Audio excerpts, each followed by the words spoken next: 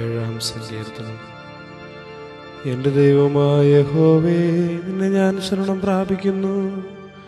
എന്നെ വേട്ടയാടുന്ന എല്ലാവരുടെയും കയ്യിൽ നിന്ന് എന്നെ രക്ഷിച്ച് വിടുവിക്കണമേ. അവൻ സിംഹം എന്ന പോലെ എന്നെ കീറിക്കളയരുതേ. വിടുവിപ്പാൻ ആരുമില്ലാതിരിക്കുമ്പോൾ എന്നെ ചീന്തിക്കളയരുതേ.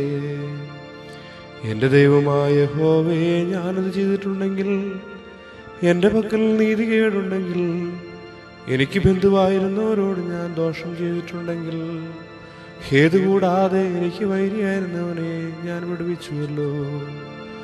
ശത്രു എൻ്റെ പ്രാണനെ പിന്തുടർന്ന് പിടിക്കട്ടെ. അവൻ എൻ്റെ ജീവനെ നിലത്തിട്ട് ചവിട്ടട്ടെ. എൻ്റെ മാനത്തെ പൂഴിയിൽ തള്ളിയിടട്ടെ.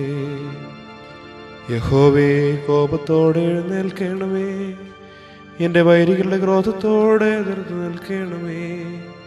എനിക്ക് വേണ്ടി ഉണരണമേ.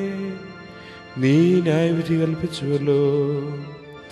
ജാതികളുടെ സംഘം നിന്നെ ചുറ്റി നിൽക്കട്ടെ. നീ അവർക്ക് മീതെ കൂടി ഉയരത്തിലേക്ക് മടങ്ങണമേ. യഹോവ ജാതികളെ ന്യായം വിധിക്കുന്നു. യഹോവേ, എൻ്റെ നീതിക്കും പരമാർത്ഥതയ്ക്കും തക്കവണ്ണം എന്നെ വിധിക്കണമേ. ദുഷ്ടന്റെ ദുഷ്ടത തീർന്നു പോകട്ടെ. നീതിമാനെ നീ ഉറപ്പിക്കണമേ. നീതിമാനായ ദൈവം ഹൃദയങ്ങളെയും അന്തരിന്ദ്രിയങ്ങളെയും ശോധന ചെയ്യുന്നുവല്ലോ. എൻ്റെ പരിചയ ദൈവത്തിൻ്റെ പക്കലുണ്ട്. അവൻ ഹൃദയപരമാർത്ഥികളെ രക്ഷിക്കുന്നു. ദൈവം നീതിയുള്ള ന്യായാധിപതിയാകുന്നു. ദൈവം ദിവസം പ്രതികോപിക്കുന്നു. മനം തിരിയുന്നില്ലെങ്കിൽ അവൻ തന്റെ വാളിന് മൂർച്ച കൂട്ടും.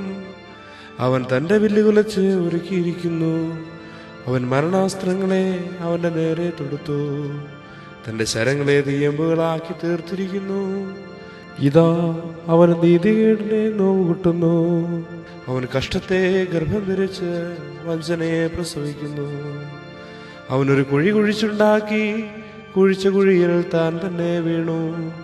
അവൻ്റെ വേണ്ടാതനം അവൻ്റെ തലയിലേക്ക് തിരിയും. അവൻ്റെ ബലാത്കാരം അവൻ്റെ നെറുകയിൽ തന്നെ വീഴും. ഞാൻ യഹോവയെ അവൻ്റെ നീതിക്ക് തക്കവണ്ണം സ്തുതിക്കും. അത്യുന്നതനായ യഹോവയുടെ നാമത്തിന് സ്തോത്രം പാടും.